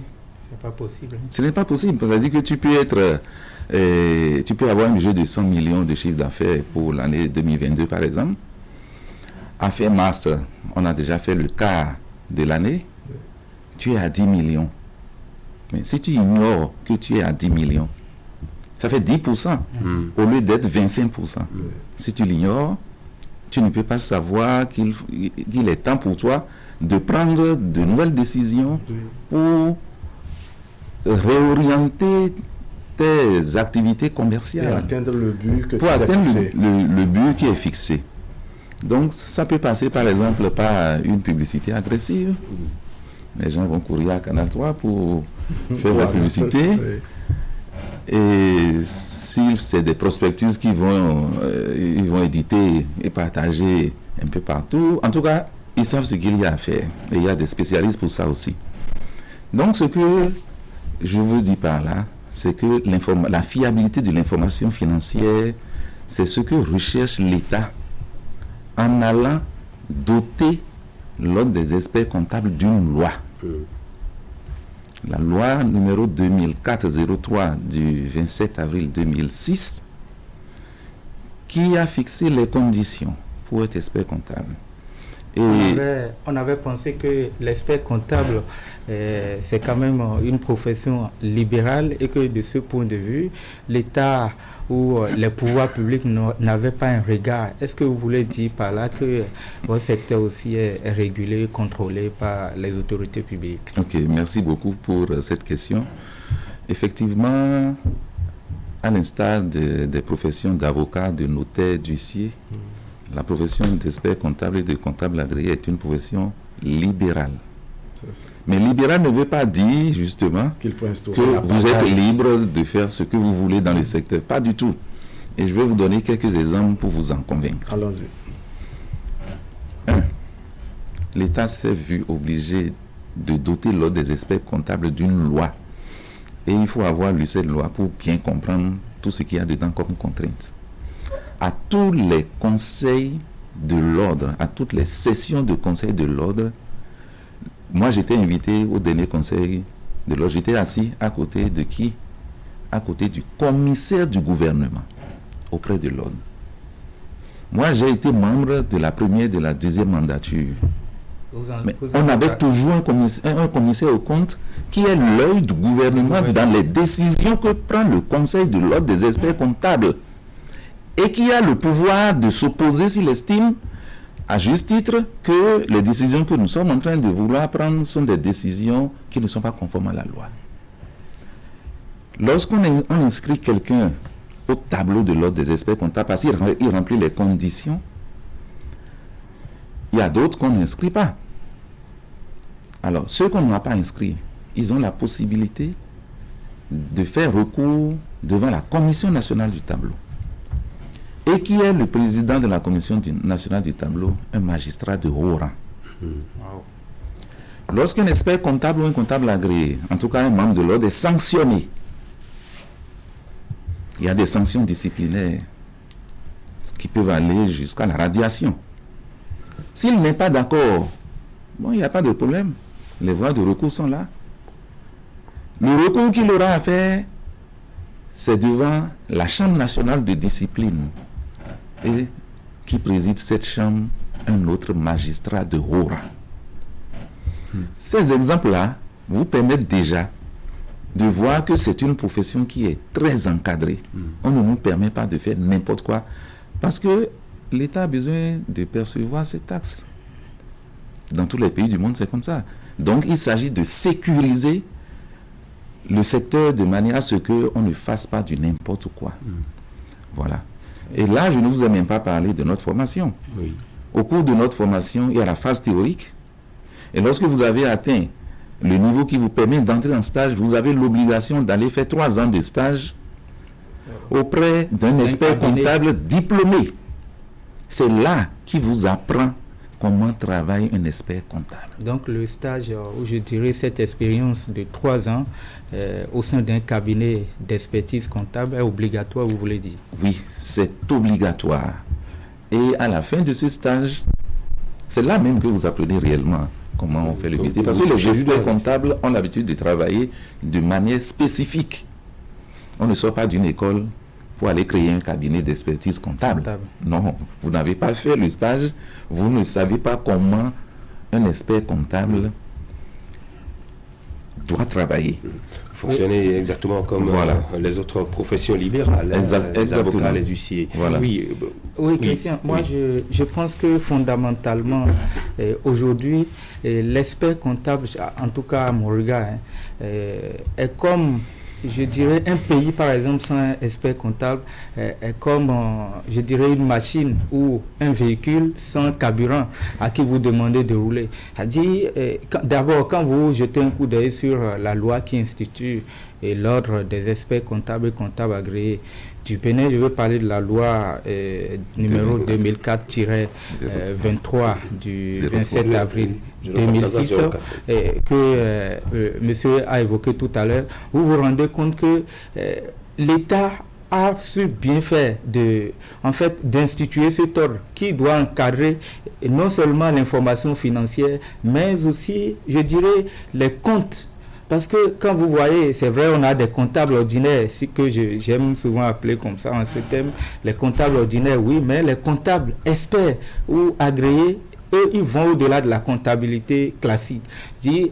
Lorsque l'entreprise fait des déclarations pour dire j'ai tel chiffre d'affaires, lorsque l'entreprise fait des déclarations au niveau les déclarations fiscales, je veux dire, qui ne sont pas conformes, il n'aura pas, par exemple, la signature d'un commissaire aux comptes qui, en quelque sorte aussi, est un expert comptable. Donc, moi, je pense qu'aujourd'hui, c'est vrai que dans votre secteur, vous ne communiquez pas assez. C'est un secteur qui est très déterminant pour, je dirais, le développement économique et financier de tout pays, pas seulement le Bénin. Et il faut travailler à, je dirais, à renforcer et à nettoyer ce qui ne va pas. Et je pense que c'est le travail qui est en train d'être fait en ce moment. Oui, Ramali Para. Non, moi je pense qu'il faut laisser à chacun faire ce qu'il sait faire et non forcément ce qu'il veut faire. C'est-à-dire, il faut qu'on arrête la pagaille. Quand vous n'êtes pas spécialiste de la chose, ce n'est pas votre domaine, rangez-vous quelque part. Autrement, allez vous faire former. Je ne pense pas qu'il y ait une école qui interdit à quelqu'un qui a la passion de la comptabilité, quelqu'un qui veut étudier la comptabilité pour sortir sortir expert de venir s'inscrire. Parce que les inscriptions, sauf si monsieur, notre invité sur le plateau, monsieur Atiu, n'est-ce pas, m'apporte la preuve du contraire. Quand vous souhaitez être comptable agréé, expert comptable, il y a une école, on ne choisit pas en fonction de la beauté ou de la tête ou de la taille de celui qui vient comme étudiant. Alors, laissons à ceux qui savent faire les choses de le faire. Maintenant, il faut juste noter que, un peu comme ce concours de recrutement, dans ce concours de recrutement des acteurs qui doivent accompagner les maires, autant on a noté, n'est-ce pas, d'irrégularités, autant dans tous les secteurs, il y en a qui, je crois, fleurissent d'ingéniosité pour contourner et mettre à mal certaines structures, notamment dans ce cas de figure, les experts comptables, ceux qui ont fait la formation, ceux qui ont les diplômes qu'il faut, ceux qui sont enregistrés et qui font le travail. Il y en a qui sont là et qui opèrent en marge de la législation, en marge des tests. Et quand ça se passe mal, n'est-ce pas, on regarde, je dirais, la structure de base qui a la formation. Je pense que l'occasion ici, c'est d'attirer l'attention sur les entreprises publiques et privées, comme quoi, n'est-ce pas, il y a des brebis galeuses, n'est-ce pas, dans le rang des experts comptables. Tous ne sont pas comptables, tous ne sont pas experts, tous ne sont pas experts comptables, tous ne sont pas experts comptables agréés et autres. Maintenant, moi j'ai une question à notre invité, c'est de savoir, est-ce que cette campagne que vous menez, parce que vous dites que la même campagne se menait depuis que vous avez constaté qu'il y en a qui ne sont pas en règle et qui opèrent et on a enregistré des violences, est-ce que vous pensez que cette nouvelle campagne, cette nouvelle alerte, n'est-ce pas, a la force de prospérer? Et pourquoi c'est maintenant vous vous réveillez? Bon, je vais répondre à votre dernière question d'abord. Pourquoi c'est maintenant que nous nous réveillons? La réponse que je pourrais apporter à cette question, c'est que l'ordre a connu un changement à sa tête le 29 juillet 2021. C'est ça. Donc c'est un nouveau bureau qui est là, un nouveau conseil. Et c'est ce conseil qui s'est doté d'un plan d'action dans lequel il est question d'accélérer cette lutte contre les exercices illégaux de la profession. En quelque sorte, ça fait partie de vos réformes, les réformes de la nouvelle équipe. Oui. Exactement. Donc, c'est la nouvelle équipe qui a institué cette réforme. Et comme à l'évaluation, on s'est rendu compte que ce qu'on faisait avant, ce n'était pas concluant, bon, on s'est dit... Il faut revoir la feuille de route. Et il y a quelque chose que je ne vous ai pas dit tout à l'heure. Allons-y. Malgré notre niveau de formation, malgré nos expériences, malgré l'encadrement rigoureux de l'exercice de la profession, savez-vous que nous sommes obligés d'aller payer chaque année une prime d'assurance en responsabilité civile professionnelle. Qu'est-ce que cela sous-entend exactement? Parce que justement, nous pouvons nous faire condamner à travers les travaux que nous faisons. Et si cela devait arriver, mais si on condamne des gens, il y a un pays dans lequel on condamne des gens lourdement, je ne vais pas dire le montant ici, ils ont été lourdement condamnés. Mais s'ils n'étaient pas couverts par une assurance, comment ils vont faire pour payer? Vous voyez? Donc, c'est l'une des conditions obligatoires même pour s'inscrire à l'ordre. Ce n'est pas tout. Malgré notre niveau, malgré nos expériences, nous allons nous asseoir chaque année pour recevoir 48 heures de formation obligatoire. Une forme de renforcement de capacité. Oui, exactement. Vous voyez, c'est pas parce que tu as le diplôme d'expert comptable que, bon, c'est fini. On ne finit jamais d'apprendre. On ne finit pas d'apprendre. Surtout dans notre secteur, il y a beaucoup d'évolutions. Donc, il faut être au courant de l'actualité. Vous voyez? Donc, je vais ajouter un dernier point. Il y en a d'autres. Mais le contrôle qualité de nos travaux. Vous imaginez? Nous subissons le contrôle qualité de nos travaux. Donc, la commission qui est en charge du contrôle qualité a la responsabilité de venir contrôler ce que nous faisons, les différents dossiers que nous tenons. Est-ce que nous faisons les choses selon les règles? Puisque nous avons un règlement intérieur en dehors de la loi, nous avons un règlement intérieur, nous avons un code de déontologie. Est-ce que nous respectons tout ça? eh bien, il y a une commission qui est chargée de venir contrôler ça dans nos cabinets. Pendant ce temps, ceux qui créent l'apparence de la fonction d'expert comptable et de comptable agréé, mais eux, ils ont des structures qui ne sont enregistrées nulle part. Ils n'ont aucune tutelle. C'est à la limite l'informel. C'est l'informel. Voilà, ils ne payent pas les taxes, ils ne payent pas les primes dont vous avez parlé. C'est l'informel. Pratiquement rien. C'est l'informel.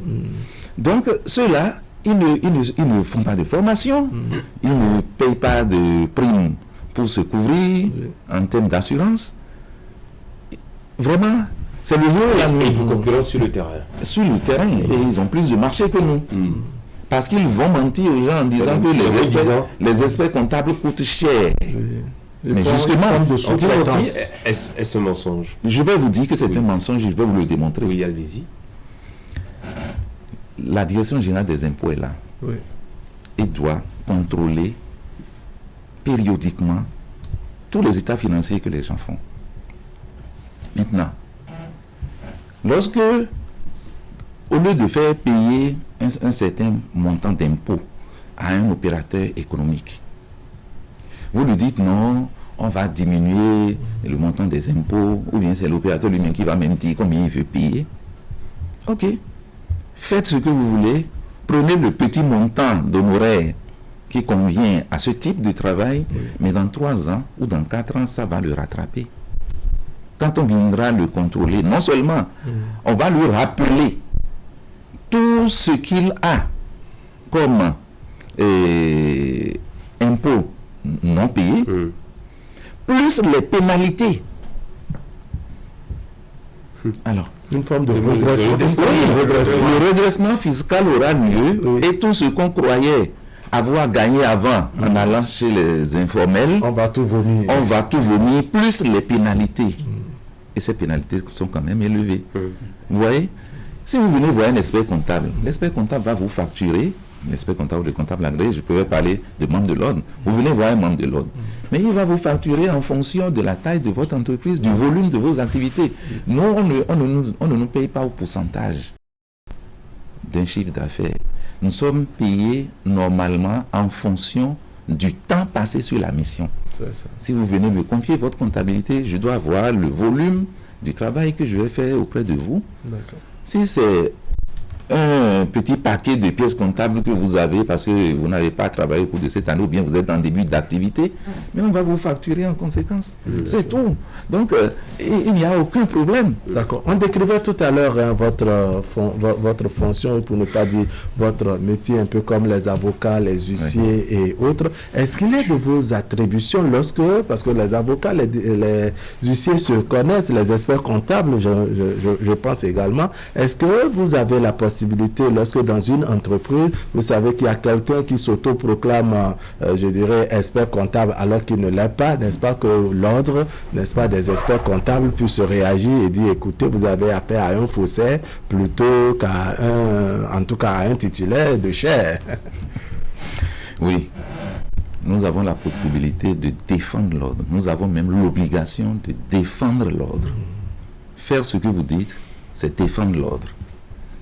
Et je puis vous dire que nous avons décelé récemment quelqu'un qui n'a même pas fait un stage d'expertise comptable. Le stage, hein? Je ne sais même pas s'il a le diplôme qui lui permet d'entrer en stage, sinon il aurait fait le stage. Il s'est inscrit sur une liste. Tout au moins. Oui, le DESCOGEF, il y a 2 cursus. Le DESCOGEF, c'est le cursus de l'UMOA, mais il y a le cursus français, le DSCG. Je ne suis même pas sûr qu'il ait l'un de ces 2 diplômes. Sinon, il serait allé en stage. Mais il est allé se faire inscrire gaillardement sur une liste nationale officielle comme expert comptable. C'est dangereux, hein? Mais oui, on voit des gens qui peut-être ont un master en audit et contrôle de gestion. C'est pas la même chose, hein, que l'expertise comptable. Mais non, écoutez, nous avons ces diplômes-là aussi. Moi qui vous parle. Il n'y avait pas de master au moment où moi j'allais à l'université, mais il y avait la maîtrise. J'ai la licence, j'ai tout ce qu'il faut. Et j'ai été reprendre le cursus d'expertise comptable après. Ah oui, comme je vous l'ai dit, c'est deux choses différentes. Nous faisons des études de gestion jusqu'à un certain niveau. On peut des troncs communs. Oui, nous apprenons les mêmes choses à un niveau donné, mais si tu veux être expert comptable, il y a un cursus il y a des options. Oui, il faut aller faire les études et faire le stage nécessaire pour devenir expert comptable. C'est pas parce qu'on a un master en audit et contrôle de gestion qu'on devient expert. Alors, est-ce que vous soumettez l'espace faussaire devant la loi, la rigueur de la loi, comme on dit, parce que ça fait, je crois, une usurpation de titre que oui, bien sûr. Ça a commencé et il y a plusieurs tests qui prévoient et répriment ce genre de comportement. Ce n'est pas le simple fait de se comporter comme un expert comptable, de simuler le titre. Ça fait faux et usage de faux. Oui, usurpation. C'est prévu dans les tests. Hein. Si vous prenez pénal. Si vous prenez le code pénal, c'est dedans. Si vous prenez la loi qui a créé l'ordre des experts comptables, c'est dedans. Et la loi qui a créé la CENTIF contre le blanchiment des capitaux, on en a parlé. Vous prenez l'acte uniforme de l'OADA sur le droit comptable et l'information financière à l'article 111, c'est dedans. Vous prenez l'acte uniforme relatif aux droits des sociétés commerciales et du GIE, vous prenez l'article 695, et ça suffit déjà, sinon j'allais vous conduire aussi vers l'article 696, c'est dedans. L'article 695 nous dit par exemple que si dans un pays, il existe un ordre des experts comptables, seuls ceux qui sont inscrits sur cette liste au tableau, en qualité d'experts comptables, peuvent être nommés commissaires aux comptes. Vous voyez, donc tous ceux qui vont se faire nommer commissaires aux comptes, alors que dans le pays, il existe déjà un ordre des experts comptables. Notre ordre a été mis en place depuis 2006. Ça fait déjà 15 ans passés. Vous voyez, donc si quelqu'un se dit expert comptable au Bénin ici et que son nom n'est pas sur la liste des experts comptables et à l'OECA Bénin, ça veut dire qu'il y a un problème. Et la loi nous autorise justement à identifier ces cas et à porter plainte. Nous avons commencé timidement. Il y a certains dossiers que nous avons déjà prêtés et ça suit son cours. D'accord. Moi, Christian, si vous le permettez, on connaît aujourd'hui le rôle de l'expert comptable et sa place aussi bien, je dirais, dans l'économie ou l'économie de façon générale et spécifiquement dans la vie des entreprises. C'est-à-dire, en quelque sorte, c'est vous qui faites l'établissement des comptes des entreprises. Vous êtes même, je dirais, partenaire ou conseil des entreprises, que ce soit au plan juridique, fiscal, social et même patrimonial. C'est-à-dire, lorsque une entreprise a un bien ou à son patrimoine, c'est vous qui vérifiez tout cela. Et avec tout ce que vous décrivez aujourd'hui, je pense que là où il faut mettre l'accent, c'est beaucoup plus au niveau des entreprises là, qui sont vos partenaires, avec qui vous êtes en contact permanent. Et du coup, vous avez beaucoup plus besoin de renforcer ce lien qui existe et qui existe encore entre vous et ces entreprises, qui puissent vous alerter en cas de gens. C'est vrai que l'entreprise ou le privé, dans la recherche de son intérêt privé, comme on le dit, il veut toujours ce qui est moins cher et de qualité. C'est-à-dire, il sait pertinemment que ce qui est moins cher n'est pas souvent de qualité, mais il tourne toujours vers ce qui est moins cher. Et c'est ce à quoi on assiste aujourd'hui.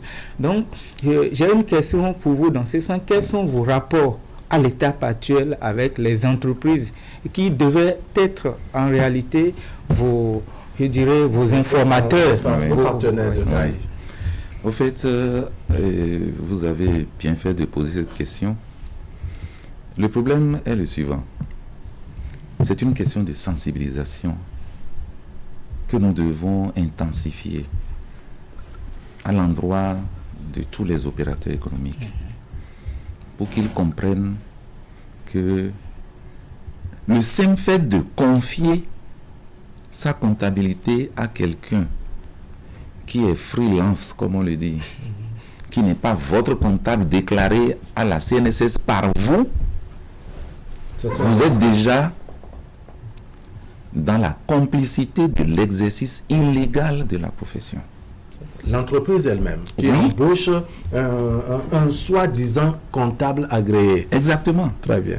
Nous avons la possibilité de poursuivre cette entreprise-là.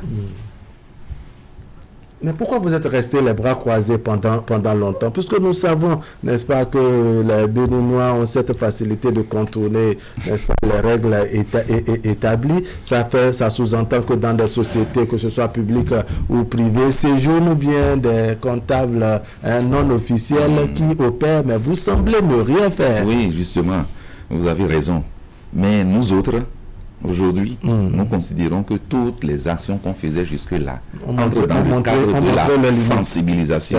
Oui, ces actions montrent leurs limites, comme je l'avais dit. Mais pour nous, c'est qu'il fallait faire d'abord de la sensibilisation avant de passer à la répression. Donc tout ce que nous faisions depuis des années, ça entre dans le cadre de la sensibilisation. Et cette sensibilisation, elle est aujourd'hui surtout orientée vers justement nos partenaires qui sont les opérateurs économiques. Et avec tout ce que nous faisons, nous passons à la télé, à la radio, dans la presse écrite, tout ça c'est justement pour les sensibiliser. Parce que comme on le dit dans tous les pays, nul n'est censé ignorer la loi. Il ne faudrait pas qu'ils disent après on ne savait pas. Parce que là, ils sont en train de risquer 2 à 5 ans d'emprisonnement plus des amendes. Il faut qu'ils le sachent. Donc nous nous efforçons actuellement de les prévenir.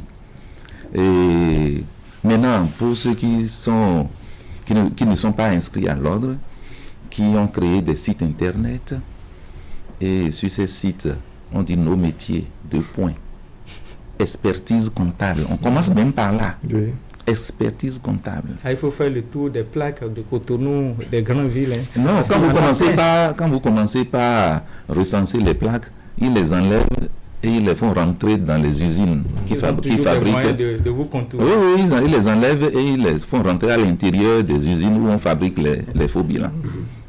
C'est ça ce qui avait été fait avant. On avait commencé par les plaques et rapidement les plaques ont disparu. Mais certains sont téméraires, ils ont fait réinstaller encore des plaques et ça continue. Donc, soit ils apposent des plaques, soit ils n'apposent même rien, soit ils créent des sites internet et puis ils se comportent comme... Justement, est-ce que vous avez un regard aussi du côté des établissements supérieurs qui offrent des formations en comptabilité, en audit, contrôle de gestion et bien d'autres? Est-ce qu'il n'y en a pas qui sortent de là, de cette formation-là et qui se donnent le titre d'expert comptable? Vous savez, dans un groupe d'hommes, le taux d'adrénaline n'est pas le même pour tout le monde. Pour tout le monde. Il y a beaucoup de gens qui sont sortis avec le diplôme de master en audit et contrôle de gestion, par exemple, mais ceux-là n'ont jamais essayé d'aller porter le titre d'expert comptable ou même de créer l'apparence ou d'en créer l'apparence. Mais il y a toujours quelques kamikazes qui le font. Donc à partir de ce moment, il est question de donner des informations précises. Moi, j'ai eu la chance d'enseigner l'audit et le contrôle de gestion au niveau supérieur. Et je dis aux étudiants, ce diplôme que vous allez avoir, c'est un grand diplôme. Mais ça ne vous permet pas d'aller créer un cabinet. Ça ne vous permet pas d'aller créer un cabinet. À la limite, vous pouvez aller rejoindre un cabinet et travailler dans l'équipe d'auditeurs d'un expert comptable. C'est tout ce que vous pouvez faire avec ce diplôme. Vous pouvez être recruté comme directeur financier, comme chef comptable, tout ça là, il n'y a aucun problème. Mais allez créer votre cabinet avec un diplôme. Le jour où vous faites ça, vous commencez l'exercice illégal de la profession comptable. Et si on porte plainte contre vous, c'est 2 à 5 ans de prison. C'est clair. Alors, actuellement, est-ce que vous ne pensez pas aussi qu'il faut, je dirais, vous tourner vers les écoles de formation, les sensibiliser aussi, et surtout quand on sait que votre cursus ou le cursus de l'expert comptable est un peu long, c'est périlleux, et puis les gens, ils n'ont pas toujours les moyens, mais ils ont envie d'exercer cette profession aussi noble. Est-ce qu'aujourd'hui, il n'est pas temps aussi, au niveau de l'ordre, de mettre en place, par exemple, des formations techniques, pas forcément pour sortir expert comptable, mais pour les BABA, pour ceux qui veulent travailler avec les cabinets d'expertise comptable. Ok, merci beaucoup pour cette question. Je n'ai pas l'habitude de parler de moi, mais cette question m'amène à parler de moi. En une seconde. Allez-y. Je suis fils de paysan. Mon père n'a jamais mis pied à l'école. C'est ça. Ma mère non plus. Et je suis expert comptable aujourd'hui. Vous voyez, dans la vie, il faut faire des choix. J'ai eu à l'université le feu respecté professeur Koussé Alidou. Et dans tout ce qu'il faisait, il me plaisait. J'avais envie d'être comme lui. Alors, j'ai commencé par travailler et à économiser pour faire les études d'expertise comptable. C'est une question de vision. Et moi, je ne suis pas sorti de l'université pour aller créer un cabinet. Vous voyez? Donc, vraiment... Vous voulez dire par là que l'argument selon lequel on n'a pas assez de moyens... On n'a pas de moyens là, non. Moi, non, c'est pas valable. D'accord. Alors, il y a une accusation qui vous est faite parce que tout à l'heure, vous dénoncez des comptables, je dirais, des faussaires. Mais il y a une accusation qui est faite à l'ordre, c'est que dans les membres de l'ordre, il y en a qui sont complices, qui font en quelque sorte de la sous-traitance avec ces faussaires. Quelle est votre réaction? Est-ce que c'est vérifié? Jusque-là, moi j'ai été nommé président de la commission de défense du monopole il y a quelques mois. C'est ça. Ce que vous venez de dire, il m'est difficile de vous dire si c'est vérifié ou si ce n'est pas vérifié. Mais je serais surpris que cela ne soit pas vérifié parce que d'après ce qui se susurre, c'est que c'est dans nos rangs que les gens viennent délivrer les attestations. Ce n'est pas interdit de délivrer les attestations. Mais pour délivrer les attestations, il y a des conditions. Il ne faut pas qu'un quidam se lève qui t'apporte des états financiers qu'il a élaborés, tu ne sais comment, et que toi, tu viennes délivrer. On ne leur interdit pas de faire ça, mais atterrisser péril. Les conditions, c'est que normalement, tu dois passer le contrat, nous appelons ça la lettre de mission. Tu dois signer la lettre de mission avec le dirigeant lui-même, pas avec quelqu'un d'autre. Et ensuite, tu dois constituer un dossier, puisqu'on doit pouvoir venir vérifier ce que tu as fait dans cette entreprise pour délivrer telle ou telle attestation. Vous voyez? Donc, il faut avoir un dossier. Mais il est hors de question que nous acceptions en notre sein des gens qui vont s'amuser à délivrer des attestations sans jamais avoir vu le dirigeant de l'entreprise, sans jamais avoir signé un contrat avec lui, sans aucun dossier. C'est ce que nous fustigeons. Donc, c'est lorsque le contrôle qualité va être déclenché, puisqu'on est en préparation, quand ça va être déclenché, s'il se fait qu'il y a certains de nos confrères qui se sont amusés à ce jeu-là, qui n'ont pas de dossier, mais qui ont délivré des attestations, ils vont en répondre. Monsieur Blaise Atiou, est-ce que vous avez un message très rapidement, ça va être la dernière question, à l'endroit de ces illégaux qui, malgré vos sensibilisations à plusieurs reprises, pour me répéter, continuent, résistent encore à ce phénomène dangereux pour notre économie? Oui, j'ai ouï dire que ces illégaux disent que c'est leur gagne-pain. Bon. Le vol ne peut pas être un métier. Exactement. Le vol, c'est le gagne-pain du voleur. C'est pas pour ça qu'on va laisser le voleur continuer de voler. Donc, cette histoire de gagne-pain là, ça ne marche pas. Et je veux tout simplement dire à tout ce monde-là que tout ce qu'ils ont fait jusqu'à présent, il faut qu'ils arrêtent. Dès maintenant, à partir des états financiers de l'exercice clos le 21 et le 31 décembre 2021, nous ne voulons plus voir ça. Donc, il faut qu'ils arrêtent. Ils n'ont qu'à aller, ceux qui sont des fiscalistes et qui viennent dans notre secteur, qu'ils aillent créer leur cabinet de fiscalité, qu'ils assistent sur le plan fiscal des entreprises, mais qu'ils ne passent pas d'écriture. S'ils font débit crédit dans leurs travaux, ils font déjà de l'exercice illégal. Il faut qu'ils le sachent. Comme eux n'ont pas de structure fêtière qui leur enseigne la déontologie, ils ignorent tout ça. Peut-être qu'ils ne savent même pas toutes les fautes qu'ils sont en train de commettre. Si on déclenche vraiment des opérations contre eux, mais ils vont avoir des ennuis judiciaires. Vous voyez? Donc, à l'égard de cela, je dis vraiment arrêtez ce que vous faites, restez dans votre couloir. Nous-mêmes, nous allons rester dans notre couloir. En tout cas, il y a un travail de fourmi que vous ferez pour véritablement assainir le secteur. Nous vous souhaitons beaucoup de courage à vous, M. Blaise Atiou, et à tous les membres, experts comptables, membres de l'ordre des experts comptables et comptables agréés du Bénin. Je rappelle aux téléspectateurs que vous êtes le président de la commission de défense du monopole et des intérêts professionnels. Vous étiez donc sur ce plateau pour nous parler de ces métiers et de tout ce travail que vous faites pour l'économie béninoise. Alors, parlons justement de l'économie béninoise, eh bien, il n'y a que les trésors royaux sont rentrés depuis quelques mois et du côté du palais de la Marina, les portes sont ouvertes depuis samedi dernier pour permettre aux citoyens, aux populations de visiter l'exposition des trésors royaux du Bénin, un vernissage qui a autour. Vous avez déjà fait un tour là-bas? Non, pas encore. C'est programmé? C'est programmé, oui. Ça vient de démarrer. Bon, je me suis dit que beaucoup de gens seront si curieux qu'il doit avoir l'embouteillage. En tout cas, il y a un chronogramme qui est bien établi. C'est sur 3 mois. C'est sur 3 mois. Voilà. Les experts comptables feront un tour. Alors, avec Madame Léa Aounou Roufaï, eh bien, on va revenir un peu sur l'expo en cours actuellement du côté du Palais de la République. On rappelle aux téléspectateurs qu'elle est la directrice générale de la Galerie nationale. Vous restez avec nous.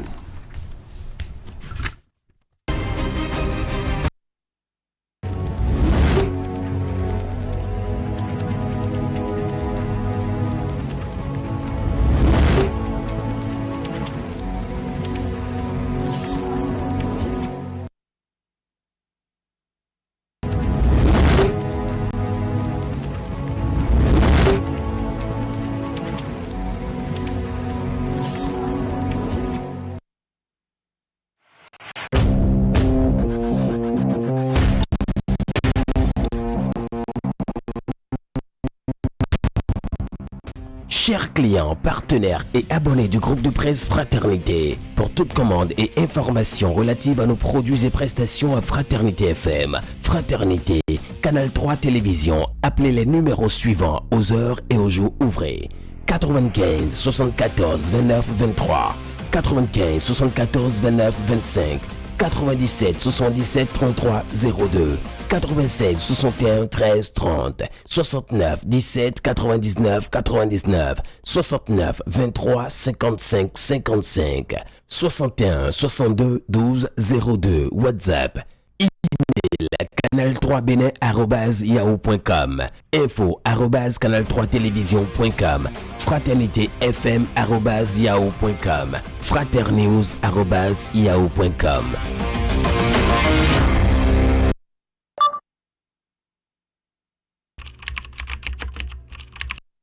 Votre chaîne Canal 3 Bénin à portée de main.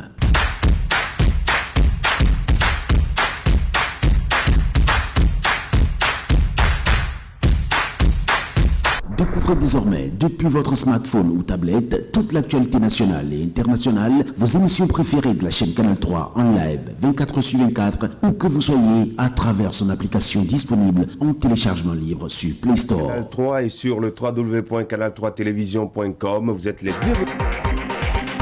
Canal 3, la passion de l'image.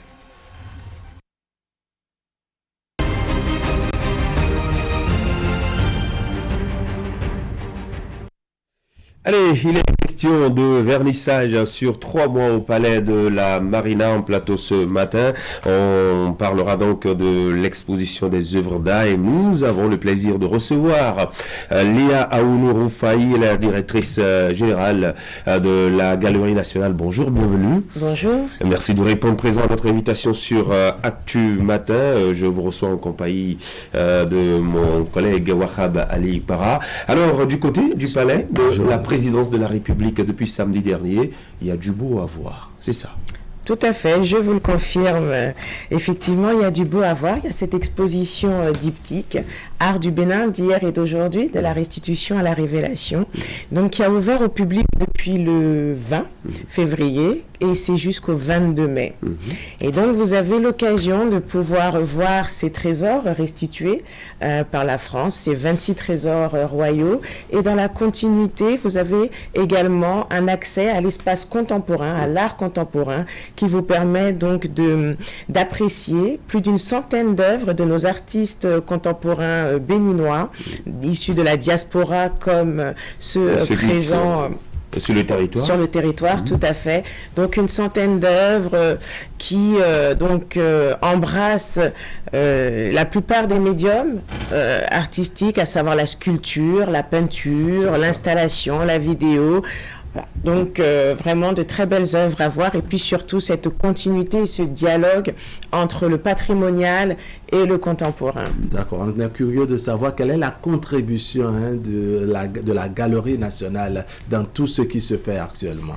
La contribution de la Galerie nationale, elle est très simple. Vous savez, cette exposition est placée sous le haut patronage de la présidence de la République et la coordination du ministère du Tourisme, de la Culture et des Arts. La Galerie nationale, qui est une agence sous tutelle de ce ministère en charge des arts, produit cette exposition sur son volet contemporain avec l'Agence nationale pour la promotion des patrimoines et développement du tourisme, l'ANPT, qui, elle, produit l'exposition sur le volet patrimonial, les trésors royaux. Donc cette Galerie nationale a eu en charge, la Galerie nationale, d'assurer le commissariat d'exposition. Ce commissariat d'exposition qui a pensé donc les propos de cette exposition, le choix des artistes, des œuvres et l'expérience voulue pour le visiteur. Alors c'est tout un travail de préparation qui a été fait jusqu'à l'ouverture donc de cette exposition. Alors qu'est-ce que nous avons à découvrir au Palais de la Marina? Ce que nous avons à découvrir au Palais de la Marina, c'est déjà une reconnexion avec notre histoire, avec notre culture, se réapproprier ces trésors qui ont été absents environ 130 ans et qui ont manqué à la construction que les Béninoises et Béninois pouvaient avoir de leur culture, de leur histoire. Et donc, c'est déjà cette première chose, c'est cette restitution, se l'approprier et y poser nos propres sentiments, nos propres mots, notre propre jugement. Et ensuite, c'est de voir ce qui s'est passé pendant tout ce temps, puisque le contemporain se nourrit de son histoire, se nourrit de sa culture, se nourrit de ses trésors, etc. Et donc vous avez ce dialogue, cette continuité qui vous montre que le Bénin a continué à vivre, a continué à créer, que les talents ont continué à éclore et à réaliser de belles et grandes œuvres, qu'on appelle même d'ailleurs des chefs-d'œuvre. Et donc c'est ce que vous allez pouvoir, que chaque Béninoise et Béninois pourra s'approprier, c'est voir ce qu'est ce Bénin, cette richesse créative, cette richesse dans la réalisation d'œuvres d'art.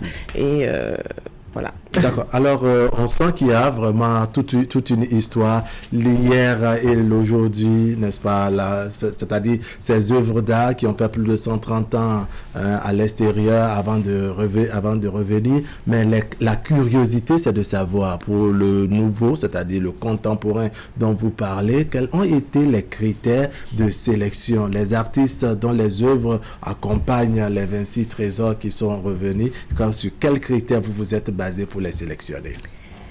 Les critères pour pouvoir monter une exposition d'une telle envergure et qui est compréhensible, audible et appréciable par les visiteurs, ça commence déjà par le narratif. C'est-à-dire qu'est-ce que nous voulons expliquer, quelle est l'expérience que nous voulons donner aux visiteurs. Et donc par rapport à cela, nous avons les propos de cette exposition. Pour entrer très clairement et très concrètement dans ces propos, nous avons pensé cette exposition contemporaine en 3 temps. Oui. Le premier temps qui est le temps de la récurrence, la variation, qui nous présente environ 7 artistes qui sont assez proches du patrimonial, de l'art ancien. Même s'ils le réalisent de manière contemporaine, les thématiques qu'ils abordent sont quand même assez proches de... C'est-à-dire ils ont trouvé la formule de tisser la nouvelle corde au bout de l'ancienne. Exactement, cette formule tout à fait qui représente vraiment le propos de cette exposition. Et donc vous avez ce premier temps.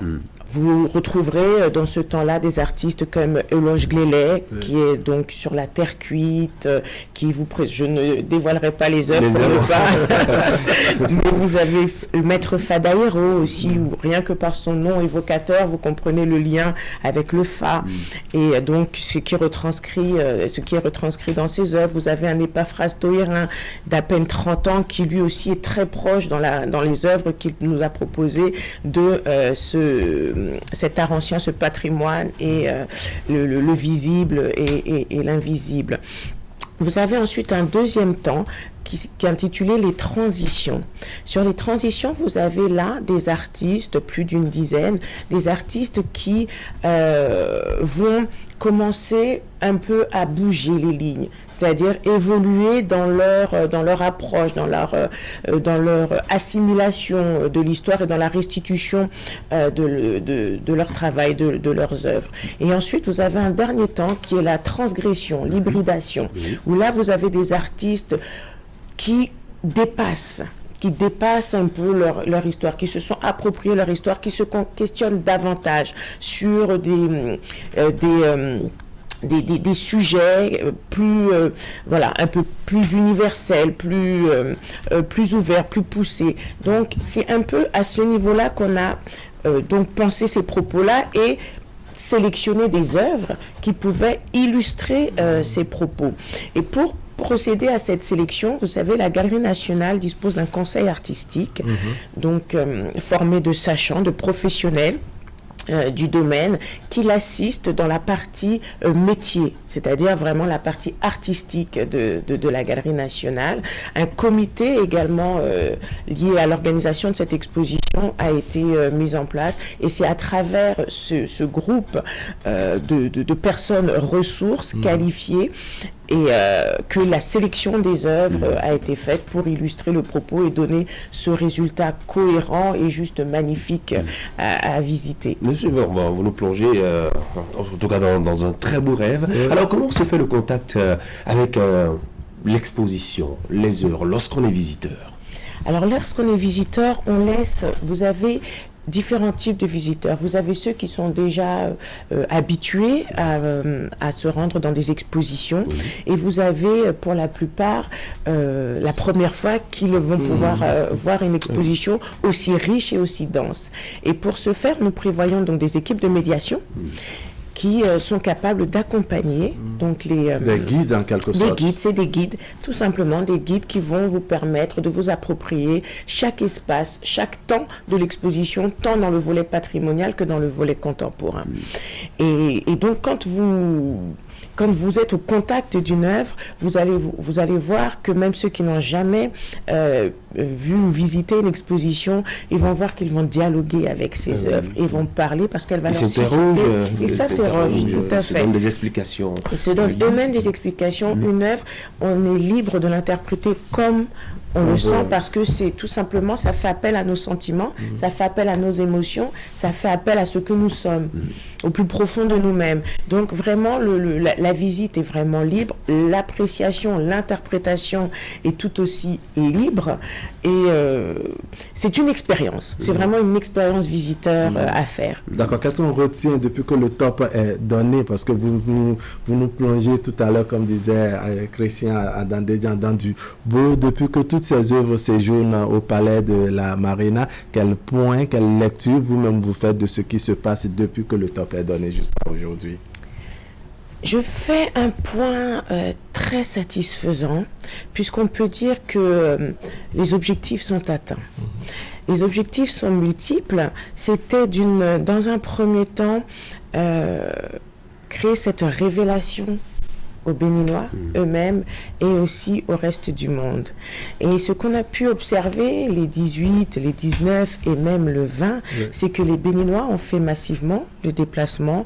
Pour la journée du 20, on était à plus de 1100 visiteurs, mais on a aussi eu des étrangers qui ont fait le déplacement, tant l'événement suscitait un engouement, tant il a été relayé à l'international, et vous avez fait tous un travail formidable de relais de cette exposition, de cet événement historique qui fera date et sera bientôt marqué dans les prochains manuels, parce que c'est le Bénin accomplit de grandes choses, accomplit vraiment des actes historiques, pose des actes historiques qui ouvrent la voie vers des lendemains encore plus riches et encore plus denses. Et donc vraiment cet objectif, ce constat, il est très satisfaisant. Il est vraiment très satisfaisant et on s'attend à davantage de visites. Vous savez que vous avez la possibilité de vous enregistrer en ligne sur le site www.expoartbenin.bj qui permet donc de réserver des créneaux pour bénéficier de la médiation. Et on a pu voir que c'était complètement booké jusqu'au 12 mai, donc déjà c'était déjà booké jusqu'au 12 mai, donc on a augmenté les plages de réservation pour permettre à davantage de Béninois de visiter, tout en respectant l'expérience visiteur, c'est-à-dire qu'on n'ait pas des espaces trop chargés, parce que Covid oblige aussi, il faut pouvoir respecter les gestes barrières et les distanciations sociales, donc on a augmenté pour permettre de garantir une exposition, mais que le maximum puisse voir cette exposition. Alors, une semaine déjà écoulée, et le samedi prochain, la nocturne, je pense, c'est la terminologie que vous utilisez, la nocturne de la fin du mois de février, ce sera le samedi prochain. Alors, qu'est-ce qui est prévu pour ces visiteurs-là? La nocturne, là, vous faites allusion à ce dernier samedi qu'on a annoncé, le dernier samedi du mois. Le dernier dimanche, si vous le voulez. C'est exactement ça. C'est le dernier samedi de chaque mois. Nous prévoyons une nocturne pour laquelle, si on veut savoir de quoi il s'agit, il faut s'y rendre. Madame Rofai, je ne vais pas dévoiler le secret. Elle sera différente des autres expositions? Oui. Le principe de la nocturne, c'est de créer aussi des temps forts dans l'exposition, de pouvoir surprendre le visiteur par une animation artistique qu'on ne dévoile pas pour garder cet effet de surprise, mais c'est vraiment, permettre des temps forts, toujours avec à cœur cette expérience visiteur lors de cette exposition. Mais chaque dernier samedi du mois, effectivement, nous prévoyons des animations artistiques différentes à chaque fois, mais surprenantes et qui vont égayer les visiteurs. Et donc ces nocturnes sont de 19h à 22h. D'accord. L'agenda, on fera le programme pour y aller. N'est-ce pas, l'agenda est connu, vous l'avez rappelé tout à l'heure, c'est du 20 février au 22 mai. Quelle sera la suite? Alors, la suite de cette exposition, vous savez que les œuvres restituées ont pour vocation d'intégrer le musée international, le MIM, tout à fait, à Ouidah, et le temps d'intégrer le musée d'Abomey. Exactement. Et donc c'est tout ce vaste tissu muséal qui est en train de se monter, qui va donc intégrer ces œuvres. Donc la suite, c'est d'abord à Ouidah, au Fort Portugais, où ces trésors royaux seront exposés pour le volet patrimonial. Et pour le volet contemporain, cette exposition vivra au-delà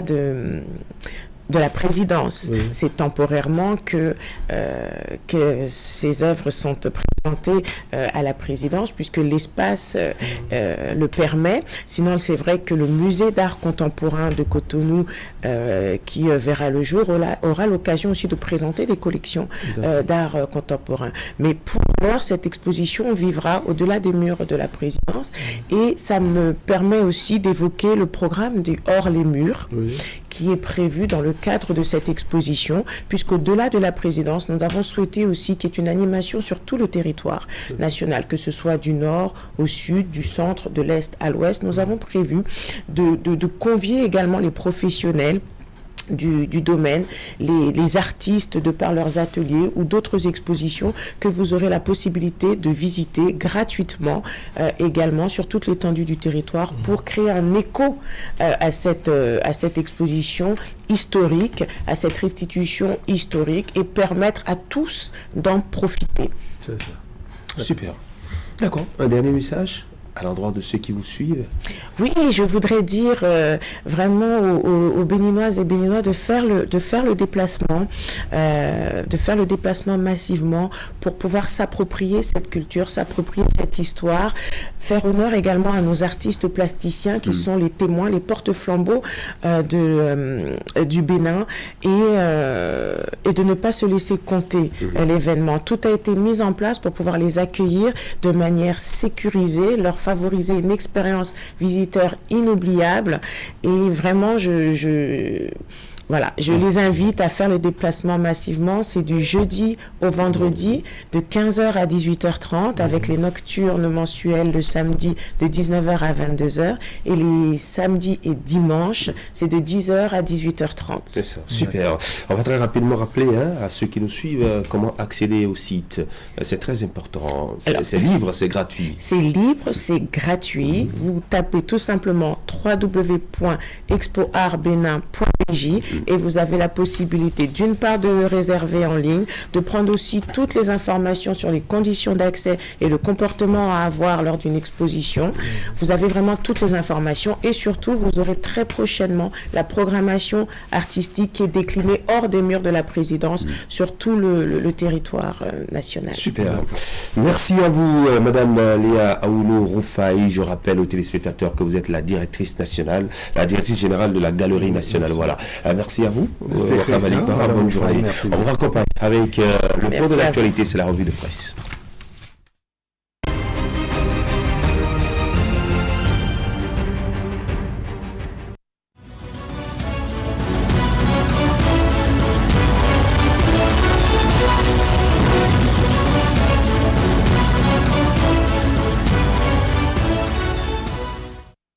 À toutes et à tous, bonjour. Les candidats aux fonctions techniques et administratives des mairies vont retourner composer et pour cause, affiche le journal Les 4 vérités, les épreuves sont annulées en raison de plaintes. Bénin Intelligent explique que le processus de sélection des candidats aux fonctions techniques et administratives des mairies est annulé. Le président du comité de supervision, le ministre d'État Abdoulaye Biotchane, l'a annoncé hier à travers un communiqué. La décision est motivée par les plaintes enregistrées relativement à l'évaluation des dossiers. Tout le processus reprend à zéro, renchérit Fraternité qui écrit qu'en conséquence, les différentes épreuves démarrées le 19 février dernier sont annulées. Les nouvelles dates de reprise du processus de sélection pour la mise en place du fichier national des fonctions administratives et techniques seront communiquées ultérieurement. Le matinal d'en déduire qu'ainsi le gouvernement est dans une dynamique de transparence et les candidats seront bientôt fixés sur la nouvelle date. Pendant ce temps, l'autre quotidien parlant de paix et cohésion écrit que Lionel Zinsou, Premier ministre de l'ex-président de la République Boni Yayi, a rappelé récemment que le Bénin a une tradition de dialogue. Il tentait d'évacuer la polémique suscitée par sa présence au vernissage des trésors royaux samedi dernier à la présidence de la République. Le statut d'opposant ne fait pas d'un homme politique un ennemi irréductible au point de refuser d'accomplir le devoir auquel son pays appelle au demeurant. Travailler pour la décrispation, c'est entretenir les chances du dialogue et de la paix. Et puis Bénin Intelligent se porte à la cour royale de Dahomey pour informer que depuis janvier 2020, les manifestations entrant dans le cadre de la commémoration des 400 ans de l'ascension au trône du roi d'Akodonou ont commencé au palais royal de Wawe-Diotin. Le comité d'organisation ne peut rester indifférent à la polémique qui enfle au sujet du tableau exposé au palais de la Marina dans le cadre de l'exposition Art du Bénin d'hier et d'aujourd'hui de la restitution à la révélation et qui attribue à Dakodonou un statut de chef précurseur. Le journal rapporte un membre du dit comité qui persiste et signe sous anonymat que Dakodonou est et demeure le tout premier roi du Dahomey.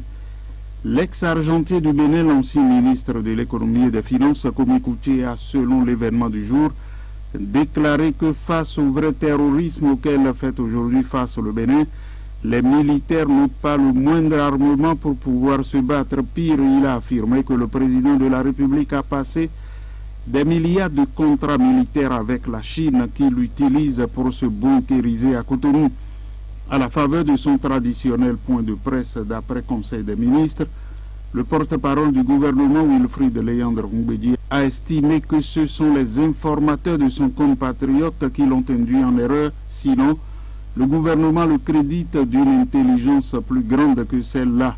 Pour le secrétaire général adjoint du gouvernement, les composantes des forces de défense et de sécurité observent et savent que depuis 2016, le gouvernement Talon a consenti de gros investissements pour les équiper et leur donner les moyens opérationnels de remplir leur part de la mission liée à l'édification d'un pays sécurisé. Et sur la question de la bunkérisation, le porte-parole de confier, citation, a-t-on idée de penser à une quelconque bunkérisation de la part d'un locataire du palais de la République qui affaisse la clôture du palais et qui érige plutôt des grillages qui permettent à tous les passants de voir l'intérieur? J'ai le sentiment que les informateurs de notre ami l'induisent en erreur. Fin de citation. C'est de la pure fabulation, affiche en titre 2 le matinal. Avec fraternité, intéressons-nous au projet d'une cimenterie nationale qui fait écrire au journal que visiblement du côté de l'exécutif, ça ne dort pas devant les difficultés enregistrées par la population, du moins les incessantes plaintes ces derniers jours des consommateurs face à la flambée des prix de ciment dans les dépôts ne sont pas tombées dans les oreilles dessous. Hier, au conclave gouvernemental, cette préoccupation majeure des populations a eu un écho favorable. En effet, d'après le relevé du Conseil des ministres, plusieurs raisons, notamment les nombreux projets ouverts au titre du programme d'action du gouvernement 2, la hausse des prix dans l'ordre de 30% et la tendance à une surexploitation des réserves nationales de calcaire ont concouru à désormais envisager la création d'une cimenterie nationale de grande envergure avec une capacité d'au moins 5000 tonnes de clinker par jour. Merci d'avoir suivi la revue de presse.